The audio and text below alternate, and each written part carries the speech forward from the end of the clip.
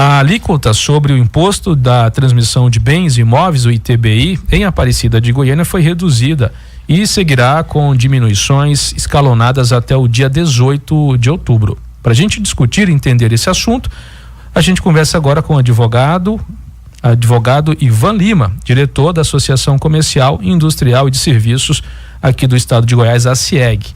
Doutor Ivan, como vai? Boa noite, seja bem-vindo à Rádio Bandeirantes. Boa noite, Tiago, boa noite aos ouvintes, e vamos falar um pouco aqui sobre oportunidades, né, que nos são apresentadas agora, nesse momento, em Aparecida de Goiânia, que uma lei que vai durar aí pelos próximos 45 dias, ele vai reduzir a alíquota do ITBI de 2,5% para 1%, ela vai ser escalonada, né, até o dia 18 de setembro, 1%, do dia 19 de setembro até 3 de outubro, 1,5%, e do dia 3 de outubro em diante, até final de 4 de outubro, 19 de setembro, 3 de outubro, de 4 a 18 de outubro, o percentual será de 2%, e depois ela volta aí pro 2,5%, que é a alíquota normal lá em Aparecida de Goiânia. Vai ter essa redução, portanto, nesse período. Doutor Ivan, queria que o senhor explicasse o que é esse ITBI. ITBI é um imposto que incide sobre bens imobiliários, transmissão de bens imobiliários. Todas as vezes que você vende um imóvel, você sofre a incidência do ITBI. É um imposto de competência do município. O município, então, é o órgão, o ente que arrecada, e esse tributo é direcionado para os cofres municipais. Todas as vezes que há uma transação imobiliária de compra e venda, de transmissão intervivos, por isso ITBI, né? Imposto de transmissão de bens intervivos, entre as pessoas vivas, há a incidência do tributo. E aí, por exemplo, comprou uma casa, um exemplo aqui bem trivial, comprou uma casa, tem esse imposto a ser pago. Tem esse imposto a ser pago. Quando você vai fazer a transação, comprei uma casa, por exemplo, por R$100 mil. O ITBI normalmente em Aparecida de Goiânia, a alíquota lá é de 2,5%. Né? Então, R$2.500 vão ser recolhidos os cofres municipais, e esse recolhimento, ele antecede a escritura no cartório. Então, eu primeiro preciso recolher o ITBI para só daí o cartório fazer e proceder com a escrituração do imóvel. Ou seja, a possibilidade de fraude quase zero, né? Doutor? Zero. Só se for um contrato que não é adequado, né? Um contrato de gaveta que não se faça a transferência do imóvel. Diz que dono do imóvel é quem escritura e registra no cartório, né? Então deve ser feita a transferência, deve ser feita a escritura e deve ser pago o tributo. Se não houver o pagamento do tributo, não é escritura. Não é escritura. Doutor, o senhor falou em contrato de gaveta, muito eminente, muito conhecido no nosso país, não tem validade nenhuma. Nenhuma validade jurídica, não se recomenda. A adequado é que as pessoas, ao fazerem as transações imobiliárias, eles registrem em cartório essa transação, através de uma escritura pública de compra e venda de imóveis. Porque há diversos casos em que as pessoas compram o imóvel, não escrituram, e aí, quando o tempo passa, tem 2, 3 pessoas que é dono daquele mesmo imóvel que ninguém registrou, e aí existem as confusões judiciais aí, né? Então, o adequado é que se faça a compra e venda e se faça o registro da escritura, primeiro a escritura e o registro imobiliário. É esse ato jurídico perfeito que dá ao comprador o direito de fato sobre aquele bem imóvel. Esse contrato de gaveta é aquele mesmo que a pessoa compra um ágio de um imóvel, né, doutor? E aí, se fizer isso, o procedimento está completamente errado, né? Não tem nenhuma garantia. É esse mesmo ou aquele contrato de ágio a gente está falando de outra coisa? Não, acho que o contrato de ágio talvez a gente tá falando de outra coisa. O contrato de gaveta é quando eu resolvo comprar o teu imóvel. Sim. E aí você fala, Ivan, eu não posso agora transmitir esse imóvel, vamos fazer um contrato entre as partes aqui. Nós fazemos um contrato. Às vezes as pessoas pensam que fazer um contrato e reconhecer firme em cartório, ele já é válido. Ele é um documento entre particulares. O ato de compra e venda de imóveis, ele exige um formalismo público, e aí é a escritura, né? A escritura de transmissão daquela compra e venda com o respectivo registro no cartório de registro de imóvel. Quando a gente vai ao cartório o imóvel, ele tem uma matrícula como se fosse a certidão de nascimento daquele imóvel. Quando você vai ao cartório e tira uma certidão daquele imóvel, daquela matrícula, sai exatamente quem foram os últimos donos daquele imóvel, quanto que ele foi vendido, por quanto foi vendido, quanto você pagou nos respectivos tributos e etc. Então fica o histórico todo naquela escritura. Então só a escritura pública de compra e venda e o registro na matrícula do imóvel é que garante de fato a propriedade do imóvel. Às vezes a pessoa tem a posse, está morando no imóvel, mas não tem a propriedade, porque ele não observou esse ato jurídico perfeito, que é a compra e venda e o registro no cartório de registro de imóveis. Importante o senhor trazer que, a despeito de fazer o contrato lá no cartório, não tem validade. Só né? é fazer o registro, o reconhecimento de firma, né? As pessoas às vezes pensam assim, eu fui lá no cartório e reconheci firma. Não é o registro do bem imóvel, certo, no cartório de registro de imóveis. Não tem essa validade. Não tem validade. Deixa eu voltar lá para a questão do ágio, da compra do ágio no imóvel. Esse procedimento é regular, tem garantia também. Tem uma pessoa que está vendendo a casa dela lá, pagou algumas parcelas, eu quero comprar essa casa, paguei o chamado ágio, que em tese é o que eles pagaram lá de parcelas, e colocam um lucro, né? Uhum. Enfim, se eu fizer isso com os comprovantes de pagamento, tem alguma possibilidade de eu perder o meu dinheiro, perder esse negócio? Pensa comigo, quando você compra, eu comprei um imóvel, financiei esse imóvel por ou pela construtora ou por algum banco, e você decide comprar aquele direito que eu tenho, porque eu ainda não tenho total propriedade daquele imóvel, porque ele é financiado, eu ainda estou pagando e tal. O que nós temos que observar? Nós precisamos de observar os ritos, né? Nós vamos ter, não é ilegal comprar o ágio, você pode me comprar esse direito, mas nós vamos ter que acionar a construtora ou acionar a instituição financeira que fez a venda para mim, e nós vamos fazer toda uma transferência desse direito para você, aí ele fica legal. E aí esse contrato vai mudar, olha, agora não é mais com o Ivan Lima, é com o Tiago, que é o novo proprietário, e aí tudo transmite para você. Agora, se você fizer só um contrato de compra e venda comigo, de gaveta, e eu continuar recolhendo todas aquelas parcelas em meu nome, quem que tá pagando? Eu. Verdade. Não tem garantia. E no meio do caminho acontece, por exemplo, o meu falecimento. O que vai acontecer? Você tem um problema. Muito sério. Muito sério. Então, o doutor Ivan, a pessoa tem, por alguma razão, aquela pessoa que está comprando lá o ágio, ela pode não conseguir transferir tudo, passar lá, como o senhor explicou, ir lá na construtora, transferir, sei lá, de repente, pensando aqui de maneira rápida, se a pessoa tiver com o nome sujo, chamado nome sujo, ela não consegue fazer essa transferência. Então tem casos que, ainda que a pessoa queira seguir todo o trâmite legal, ela pode não conseguir. Ela vai ter limitações, né? Porque a construtora não vai querer transmitir isso para ela. E aí é onde acontecem os problemas de contratos de gaveta. Não tem condições, então. Se a construtora negar, se ela negar o crédito ou o próprio banco, ela não vai conseguir transmitir. Então, e aí é um problema. Então tem que comprar o ágio e fazer essa transferência, como se fosse, aqui, eu tô pensando com meus montões, o senhor vai explicando aí, eu vou aprendendo alguma coisa de direito tributário. Se nada der certo no jornalismo, a gente vai fazer alguma coisa no direito. A gente não está ganhando muito bem mesmo nessa área. Então, doutor, se por um acaso a pessoa, é como se fosse uma compra de um carro, né? A transferência é aquele procedimento de no Detran. Perfeito. É a mesma coisa. Quando você compra um carro, né? E eu fico com o documento, e você anda no carro com o documento do meu nome. Tá tendo uma dor de cabeça danada. Tem um problema, não tem? Isso. Eu tenho um problema principal. E tem um problema quem vendeu também, né? Porque se você atropelar uma pessoa, por exemplo, se envolver num acidente, o carro está em nome de quem? Se houver, no caso da venda do imóvel, se houver a morte de quem vendeu aquele direito, você não vai conseguir levar isso pro seu nome tão facilmente. Então, o ideal é que as pessoas façam de forma organizada essa questão da compra e venda imobiliária, né?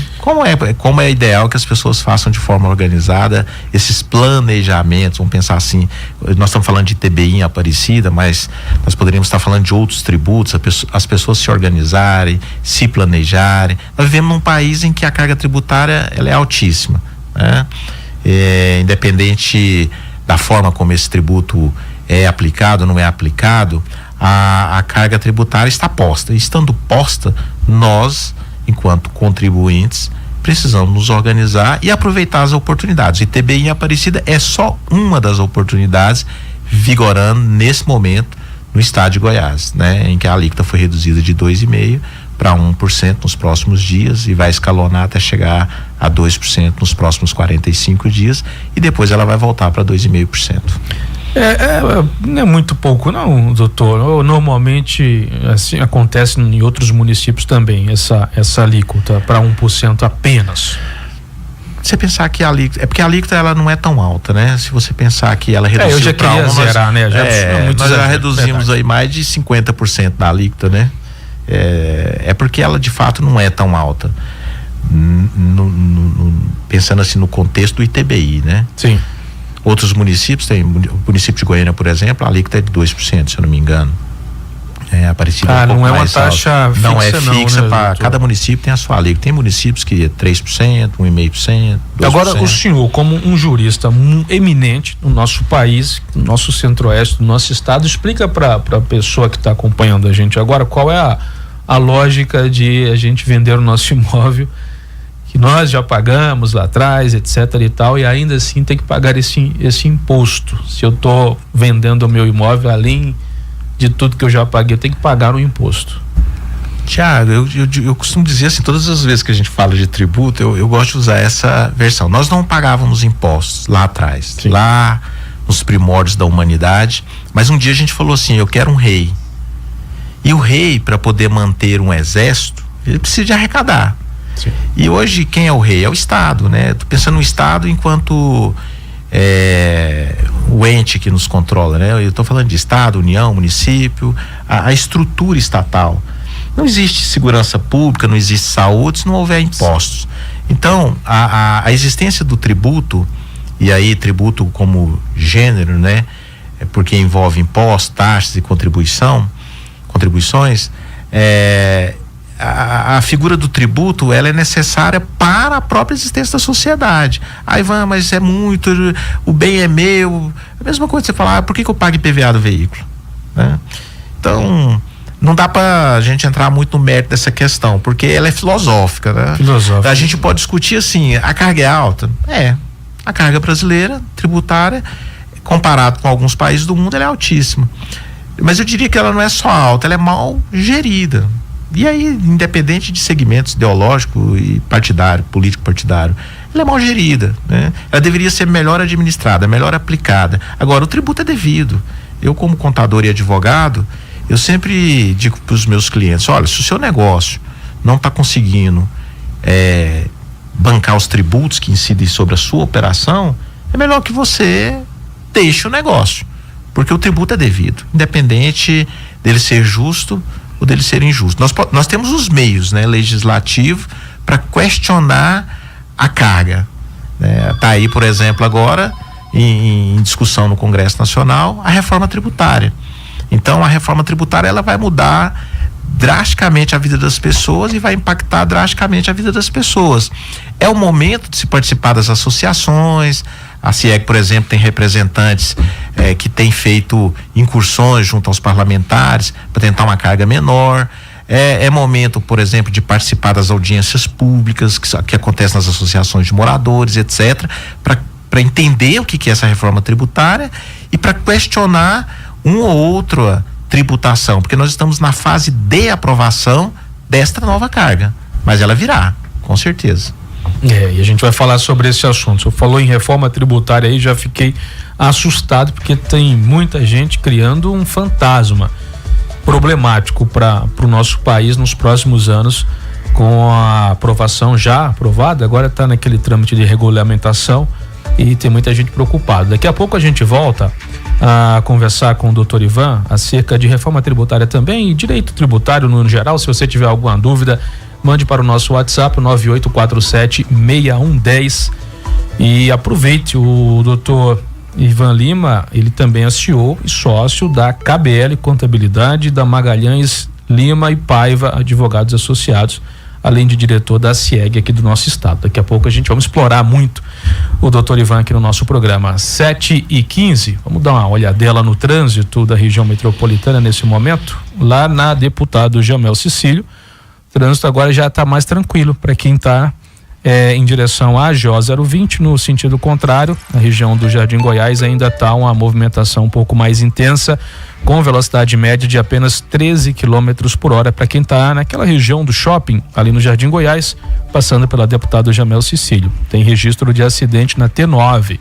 Agora há pouco esse acidente aconteceu na T9 com a rua U36, Jardim América. Então, se você puder, evite a T9 agora em direção oeste, direção do Jardim América, porque aconteceu esse acidente agora há pouco, está provocando engarrafamento naquela região. Intervalo, daqui a pouco a gente volta. 7h16 agora. Jornal Bandeirantes. Essa é a Bandeirantes 98.7. Viva mais leve. Trudilo é tudo de bom pra você, mulher que sabe o que quer. Moda casual fitness. Trudilo, a leveza de ser livre de corpo e alma, conforto e qualidade. Trudilo é moda fitness, é vida em movimento. Siga @Trudilo Fitness. Trudilo.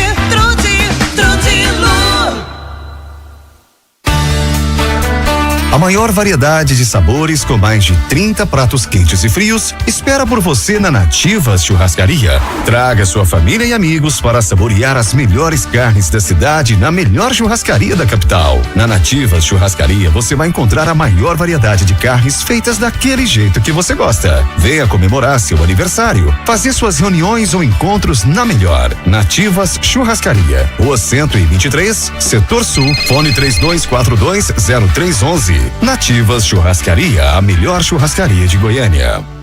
Você conhece a Simbra Marcas e Patentes? Com experiência profissional de 27 anos no ramo da propriedade industrial, auxiliamos nos registros das marcas e patentes, garantindo a proteção e a segurança dos nossos clientes. Registros, montagem do processo, encaminhamento e acompanhamento junto ao INPI. Conheça a Simbra Marcas e Patentes no telefone 99191-3432 ou acesse www.simbramarcasepatentes.com.br. Acesse o site da Bandeirantes, www.radiobandeirantesgoiania.com.br. É sempre assim. É só subir nas pesquisas que começam os ataques com mentiras. Mas a verdade é essa. Quando a presidente Dilma, do PT, estava acabando com o Brasil, eu liderei a direita em Goiás e no Congresso Nacional para fazer o impeachment. É só ler as notícias da época. Sempre fui de direita, sempre em defesa da família e da pátria. E com a confiança do governador Caiado, vai ser assim também na Prefeitura de Goiânia. Coligação União por Goiânia, União Brasil, MDB, Republicanos, Podemos, Agir, Avante e PRD. Coligação para cuidar de Goiânia, Federação Brasil Esperança, Federação Rede Pessoal, PSB, PMB. Eleita prefeita, a saúde vai ser uma das principais ações do meu governo. Além de construir o Hospital Geral Municipal e mais UPAs, nós precisamos criar policlínicas em todas as 7 regiões dos distritos sanitários de saúde em Goiânia e fazer uma parceria com o governo federal do programa Mais Acesso a Especialistas. São muitos os sinais que indicam que uma pessoa precisa consultar um oftalmologista. Visão embaçada, dores de cabeça, apertar os olhos para ler ou aproximar-se muito para enxergar são alguns dos indicadores. O ideal é que você consulte um oftalmologista pelo menos uma vez ao ano. Não feche os olhos para a sua saúde ocular. Instituto Pan-Americano da Visão. Seu olhar, nosso cuidado. 3096-8000. Bandeirantes, a sua companhia de sempre. 98.7. Jornal Bandeirantes. Bandeirantes 7h20 de volta com o Jornal Bandeirantes. Esse último bloco, estamos no último bloco já do Jornal Bandeirantes dessa segunda-feira. Hoje, dia 16 de setembro. E eu volto já com as últimas informações do trânsito lá na Mato Grosso do Sul. Que complicação tá essa avenida aqui da capital, lá na região do Perim, entre a Perimetral Norte e a Avenida Leste-Oeste. Nesse trecho, motorista enfrenta a lentidão. Engarrafamento com a velocidade média, inclusive bem baixa, de apenas 12 km por hora. Quem estiver trabalhando nas ruas e avenidas de Goiânia, e puder evitar a Mato Grosso do Sul, faça isso lá na região do Peri. E também aqui na 153, eu já falei no bloco anterior, pista livre nas duas direções sem nenhum problema para os motoristas. A gente está falando agora vamos falar agora de reforma tributária. Estou recebendo o advogado Ivan Lima. Ele também é CEO e sócio da KBL Contabilidade e da Magalhães Lima e Paiva Advogados Associados, além de diretor da ACIEG aqui do nosso estado.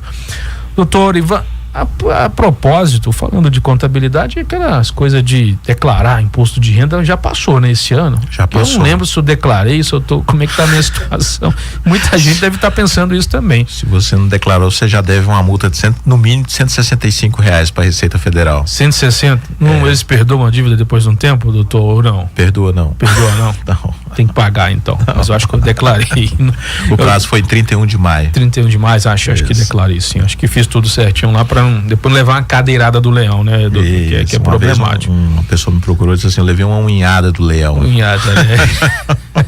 7h22, doutor, reforma tributária é boa para o país? Vai ser legal? O que o senhor está achando aí como tributarista eminente do nosso estado? Tiago, a reforma tributária, ela promete simplificar o sistema tributário brasileiro, essa é a promessa. Mas como tudo no Brasil começa com boas intenções e vira uma confusão no Congresso Nacional, nós temos que esperar um pouco. Mas a princípio ela vem para simplificar. Nós vamos juntar em dois únicos grandes tributos, que seria o IBS, que é Imposto de Bens e Serviços, e a CBS, 5 outros tributos que existem hoje: PIS, COFINS, IPI, ICMS e ISSQN. Ela promete arrecadar isso tudo de forma centralizada e repassar para estados e municípios. Então seria um único tributo arrecadado pela União e repassado para estados e municípios dentro das proporções estabelecidas ali nas regras de cada participação de estados e municípios na arrecadação nacional. Mas na teoria a gente tem essa visão, né, doutor? E na prática dá para vislumbrar mesmo essa facilidade, né? Porque todo mundo reclama muito da nossa carga tributária, da problemática que é pagar imposto aqui, ali, misturar tudo, é uma confusão danada, uma loucura tributária. Na prática já dá pra gente adiantar isso, vislumbrar ali no horizonte uma melhoria? Ou ainda é cedo? Eu diria que na prática, na teoria, pelo que está escrito, pelo que está posto, pelo que está se prometendo, é possível vislumbrar uma melhoria. Nós vamos ver um tempo tumultuado, porque hoje se gasta muito tempo apurando tributos no Brasil. Nós, por exemplo, nossa empresa tem mais de 100 pessoas focada em apurações fiscais. E isso, por quê? Porque a empresa hoje ela precisa de pagar todos esses 5 tributos que eu te falei, mais uma dezenas de outros tributos. Um monte de cálculos tem que ser feito, o risco de errar é grande. Com a reforma tributária, busca-se a simplificação. Eu vou ter 2 tributos que já substitui 5. Né? E esses 5 tributos, a forma de apurar eles são extremamente complexas. Cada unidade da federação tem um código tributário estadual. O Brasil tem mais de 5.600 municípios. Cada município tem um código tributário municipal. Então o contador ou o advogado precisa de entender das regras de todas desses entes, né? Seja estadual ou municipal. Nós vamos passar a ter um único código que vai definir a tributação para todo o território nacional. Então, em tese, haverá simplificação. É claro que nós vamos ter aí quase 10 anos de transição, ou 10 anos de transição entre o sistema velho, que é o sistema atual, e o novo sistema. E essa transição, nós vamos ter que conviver com esses 2 tributos, pelo menos um período dessa transição, com essas 2 formas de apurar tributo. Então, por exemplo, lá no nosso escritório nós estamos pensando, como é que eu vou fazer? Vou ter que montar uma linha de produção para apurar a forma antiga de fazer e uma linha para apurar a forma nova. Mas depois de passado esse tempo, eu acredito sim que haverá simplificação. Agora, talvez você vai me fazer a pergunta assim, mas você acha que nós vamos pagar menos tributos? Essa é a pergunta que não é quer automática, calar, né? Eu diria que depende, porque o governo começou existiam estimativas de que o IVA, que é essa alíquota dessa carga tributária, ele ia ficar em torno de 24, 25, chegou a falar assim 26,5% quando o projeto foi encaminhado para o Congresso, e já estão falando em 28%. Né? Porque toda hora tem uma concessão, tem alguém que puxa alguma coisa para um lado, puxa para algum segmento, e todas as vezes que se concede isenção para um ou outro segmento, há necessidade que a sociedade como um todo recolha mais. E aí é possível que essa alíquota fique em torno de 28, 29, será que não chega nos 30? Então, eu não consigo te dizer se haverá redução da carga tributária. Haverá simplificação. O senhor, a promessa. O senhor prevê chegar a 30, por exemplo? A previsão aí que está se discutindo recentemente aí nas últimas discussões, em torno de 28%. Mas falava em 26. Em 26. E em relação à questão da justiça social, doutor, a gente pode dizer que quem ganha menos vai pagar menos impostos mesmo? Porque hoje é quase que o contrário, né, doutor? Há essa discussão perene no campo jurídico tributário brasileiro de que o país é muito injusto em relação aos mais pobres que acabam pagando mais impostos. Dá pra gente já prever isso também ou não? A reforma já está prevendo aí a questão do cashback, né? Que é uma forma de devolver para aqueles menos favorecidos uma parte do tributo que se recolhe. E aí eu quero fazer um parênteses aqui, né? A nossa condição ela é diferente. Quantas pessoas têm acesso à rádio, quantas pessoas têm acesso à internet? Quando você olha para a população brasileira, existe um número gigante de pessoas que eles vivem abaixo da linha da pobreza. Só que ele paga o mesmo preço no botijão de gás que eu, Sim. que tem uma condição melhor, você, o pessoal que está aqui nos assistindo, tem uma condição de vida melhor e pagam a mesma carga tributária. O cashback é uma forma, é um mecanismo criado para tentar amenizar a carga tributária dos menos favorecidos. Então há aí uma possibilidade, sim, já prevista na reforma tributária, de amenizar a carga tributária daqueles que têm abaixo de 2 salários mínimos, se eu não me engano, na renda per capita familiar. Então, tem uma notícia boa. É uma notícia boa. No horizonte. É uma notícia boa. E cesta básica, a gente consegue falar, doutor? A gente tem agora 1 minuto para o senhor tentar resumir isso. Cesta básica vai ficar mais barato? Cesta básica tem isenção para os produtos da cesta. Entrou também, né? Foi a grande discussão. Tem redução de alíquota, dessa alíquota básica, vamos dizer que fixe a alíquota em 28%, vamos pensar que seja 28%. Tem segmentos, por exemplo, saúde, hospitalar, que ele vai ter uma redução, tem segmentos que vai ser a alíquota zero, né? Exatamente buscando aquilo que é essencial para a sociedade, né? Lembra do exército rei que precisa ser montado, precisa ser mantido pelo imposto? Agora tem atividades que são essenciais, então a saúde, a educação, esses segmentos eles vão ser beneficiados com a carga tributária menor ou zero, para fazer o quê? Fazer com que o Estado cumpra o seu papel, né? De oferecer saúde, educação e alimentação aí no caso da cesta básica. E o exemplo do rei é fantástico, é sensacional.